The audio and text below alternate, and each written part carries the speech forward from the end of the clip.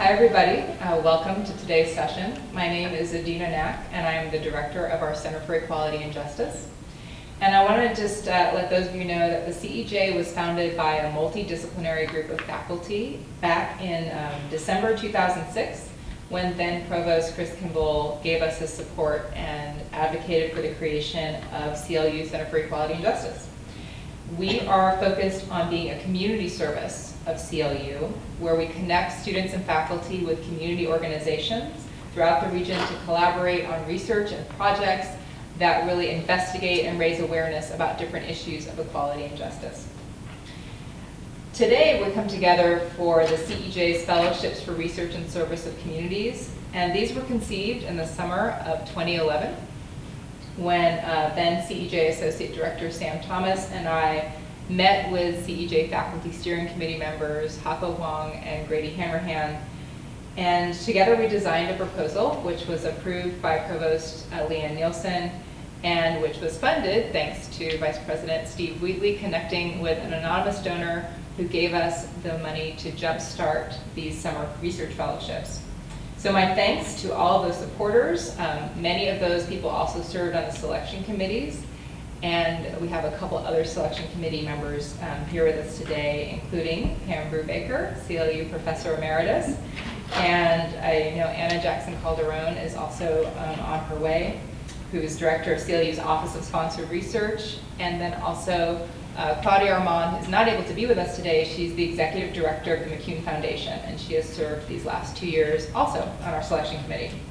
So this afternoon, we'll be hearing from the very first 2 funded CEJ fellowship teams, and I'm going to ask that you save your questions until the end of their presentation. The first CEJ Faculty Research Fellow we'll be hearing from this afternoon is Dr. Akiko Yasuike. She is an Associate Professor of Sociology. She also directs our Gender and Women's Studies program and our Global Studies program. She serves in the community on the advisory board for Clergy and Laity United for Economic Justice of Ventura County. And Dr. Yasuike received her PhD from the University of Southern California. Her work has been published in the Journal of Family Issues and in Sociological Inquiry. And in general, her research contributes to broader issues on immigration, gender, and global cities and families. And her current focus is on exploring the issues that face undocumented students.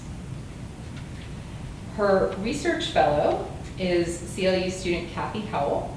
Cathy is a junior at CLU, and she's a double major in global studies and communication with an emphasis in PR and marketing. I'm sorry, PR and advertising. Did I get it right? She graduated from Louisville High School in Woodland Hills, and she currently works on campus as the web editor for our student paper, The Echo. She's also an international peer mentor and project assistant for CLU Career Services. She participated in a travel seminar in Thailand, which allowed her to visit local nonprofit organizations and activists who are organizing against human trafficking. And that experience, along with her collaboration with Dr. Yasuike, has led her to want to focus on global issues and to build a career where she's able to serve the international community. So Cathy's short-term plans after graduation include enrolling in graduate school and getting her master's in international relations and diplomacy. And her long-term goal is to work for the International Public Affairs Department to actively make a difference on the international level.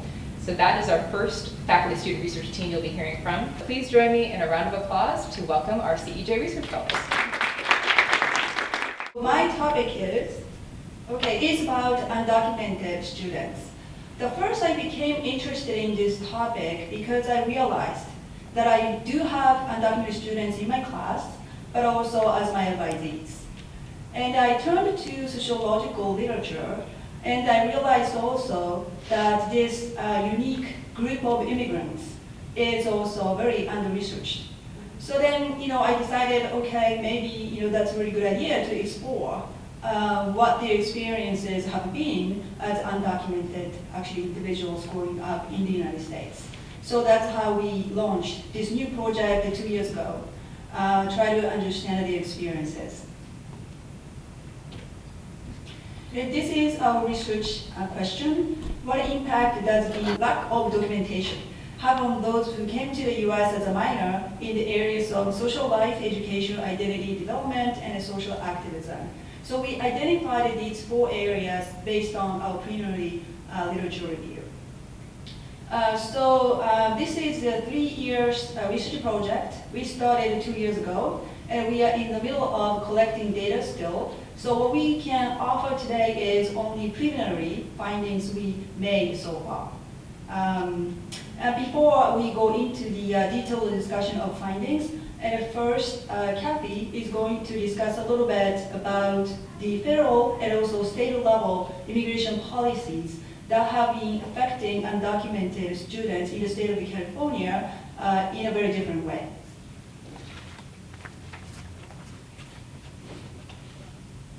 Okay, so when looking at federal and state policies, it's been discovered that the U.S. Census Bureau estimated that in the year 2000, there was only about 2.5 million undocumented youth under the age of 18. And of those, 65,000 undocumented youths graduated each year. And within that group of people, only 40% were from California. So about 56% of all undocumented immigrants turned out also to be from Mexico, and that's the general population that we look at. Okay. So the Federal DREAM Act was first introduced in 2001, and it was never passed. But the DREAM Act is shortened form of Development, Relief, and Education for Alien Minors Act, and it was introduced by Governor Jerry Brown in 2001. And this was made to enact 2 major changes in current law. And the first one was to permit certain immigrant students who grew up in the U.S. to apply for temporary legal status, and also made it possible for them to eventually become basically permanent legal citizens if they go to the college or military. The second part was also made to repeal Section 505 of the 1996 Illegal Immigration Reform and Immigrant Responsibility Act.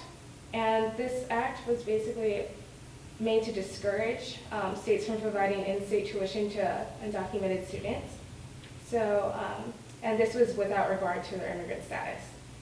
So, this was never passed on the federal level, as I said, and so this made it so that the threat of being deported was still an issue.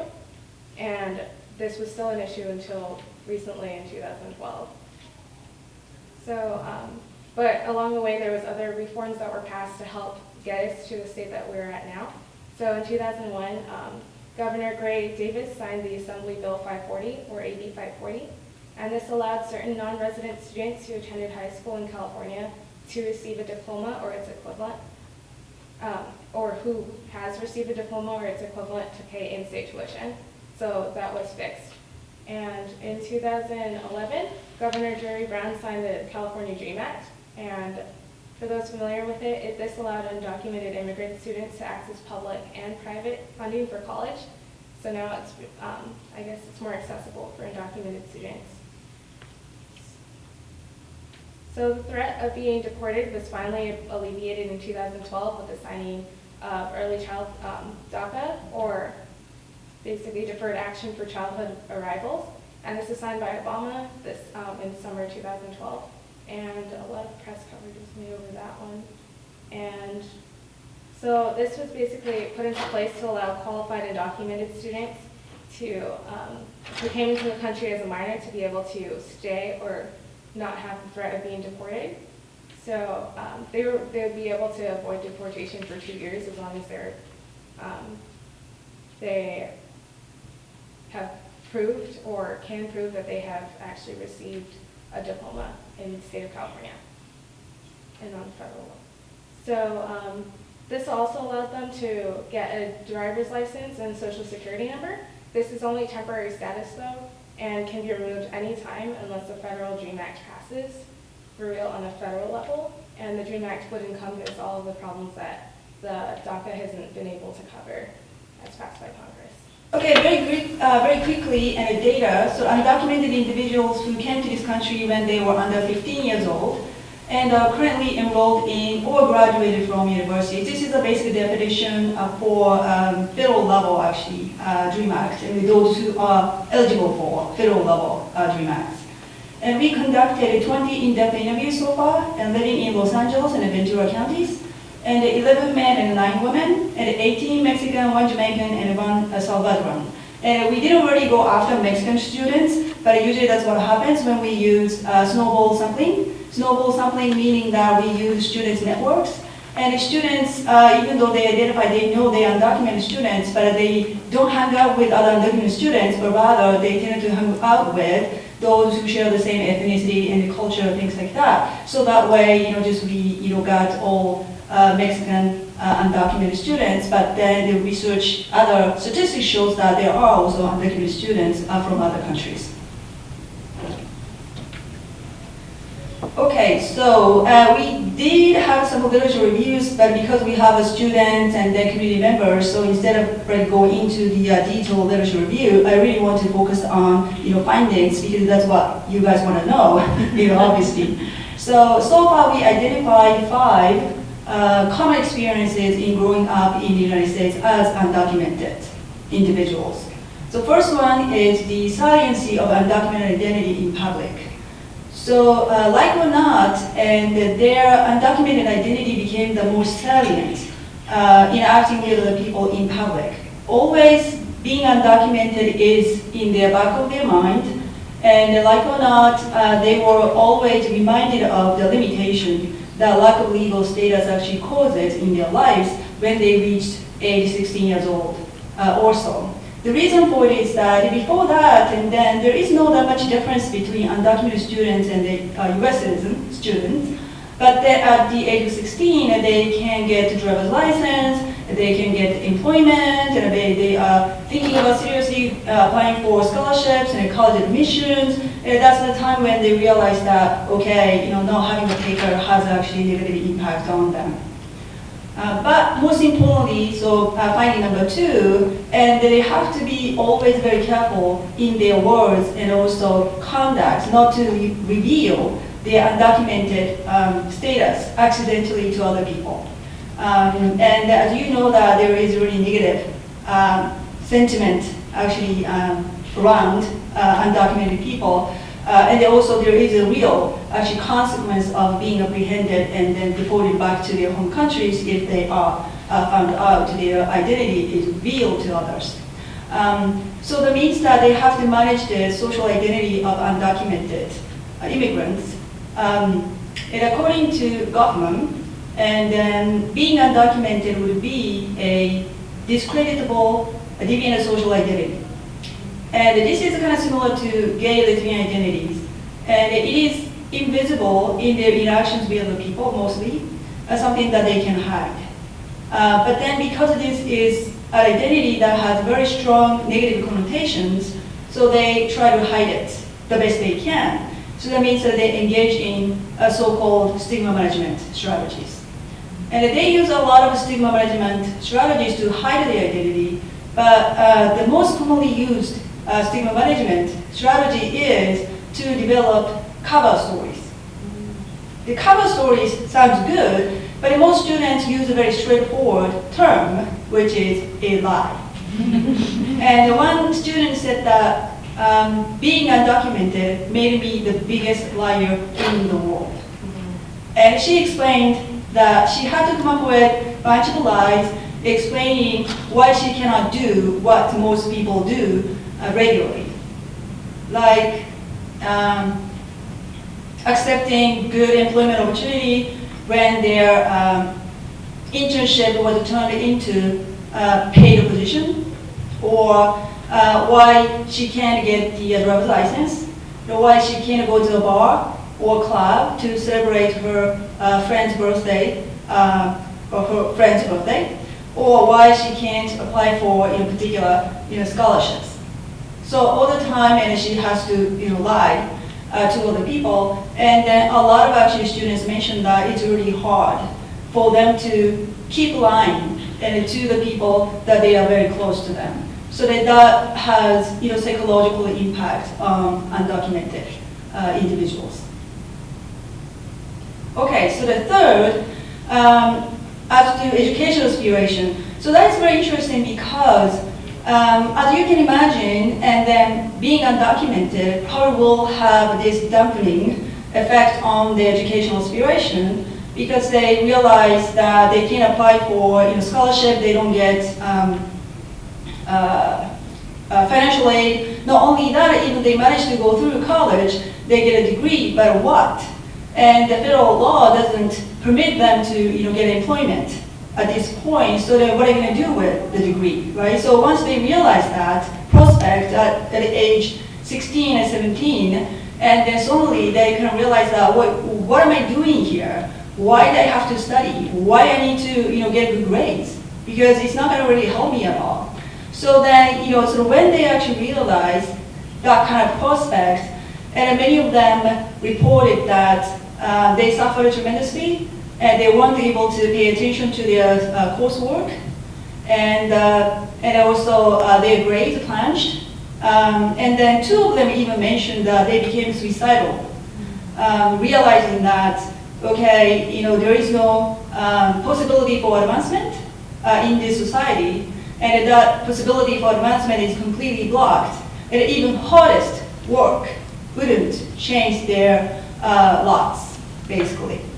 Okay, so that's a dumping effect. But then we have a lot of students, undocumented students at universities, right? So that means that these are the people who did not let this discourage them from pursuing higher education. So they tunneled all the energy and all the resources into pursuing for higher education. And then I asked them, okay, there are a bunch of obstacles and discouragement and things like that, and why do you think they made it? Why you kept studying so hard? And then many of them actually mentioned that being undocumented actually helped them succeed academically.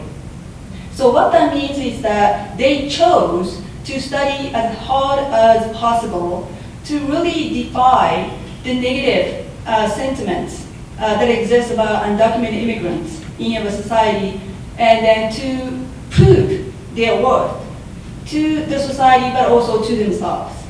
So in a sense that, okay, people think that we are criminals and we are nothing, and that there's a burden to the society, and that these are the kind of sentiments that exist in our society, so that they kind of try hard to prove themselves, to prove other people wrong. So that kind of a drive actually made them successful, because me listening to, and I listen to, and then undocumented student stories, it's really, incredible. I mean, how did you make it? Seriously. I mean, I'm not sure if I were in their shoes and I could make it. I mean, so much difficulties, and including, financial difficulties, but they made it. And, there were tremendous kind of a, commitment and determination that they kind of have to, come to actually college and being successful in many ways. Okay, so time's up, so I will go very quickly. Okay, so that's a kind of a strengthening educational aspiration, and many of them said that. They themselves are not sure if they were US citizen, if they are here. And that much they attributed to being undocumented to their academic success. Okay, so college education as important. Okay, there are a lot of things that I picked up. Because one thing that I want to mention is that college education, so give them a different perspective. So the fear of deportation came from a prospect that they have to go back to the country that they don't know anything about. How can I make it? But then college experiences give them knowledge and also skill sets. That a lot of them think that, well, you know what? Probably just that I can survive anywhere in the world. Not in their home country, but then with the skill sets and education, no one can take away my education. So with that experience and the networks and the skills and the knowledge, and I will make it. But not only I will make it, but I will be successful anywhere in the world. So one student said that if this country doesn't want me, so I will go to the country that wants me, my talent, my skills, and my commitment, my hard work. So then that's kind of new confidence, and it gave them just reduce their fear of apprehension and deportation. And they were encouraged. They are encouraged to get out of the closet and they became activists. In order for them to become activists, they have to first overcome the fear of deportation. So oftentimes college education and give them this self-confidence that allow them to think that, okay, I can make it anywhere, in my home country or in other country. And lastly, earning American citizenship. So simply put, and in our society, and we don't really think that being American and also being undocumented, go together. They are two social identities that don't overlap, but mutually exclusive. If you are undocumented and then you are not American. But then in their mind, they think that they're American, and they think they earned American citizenship. The reason for it is that because they did everything that American kids are supposed to be doing, not only they have done it, but they did it so well. And then by utilizing all the American values, hard work, and meritocracy, and then all these things, and then they don't see any difference whatsoever between themselves and U.S. citizen actually children. So then in their mind, I did earn it, and as other students are ready to contribute to the American society, I'm ready to contribute to the American society. What's the difference? So then in their mind, they see themselves as undocumented American.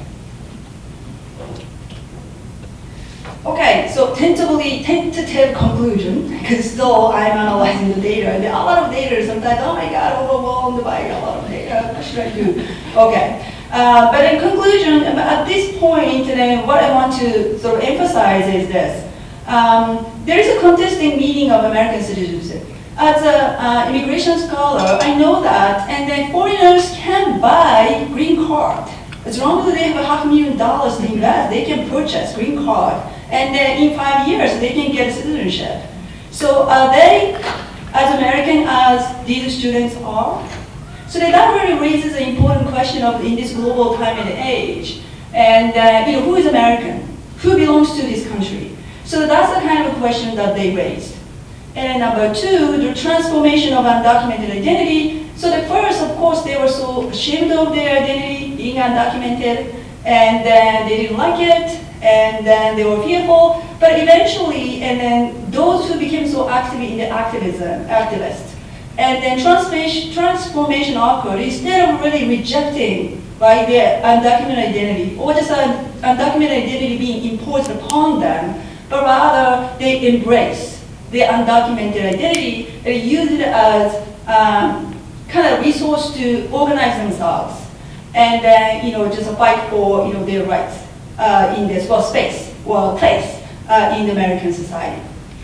And then lastly, and then DACA actually eased some of the burdens that undocumented students must carry, but then we have to remember this is only temporary measurement and only effective for 2 years. It can be removed anytime. So then in order for them to really have a future in this country, and then we have to pass the DREAM Act at the federal level.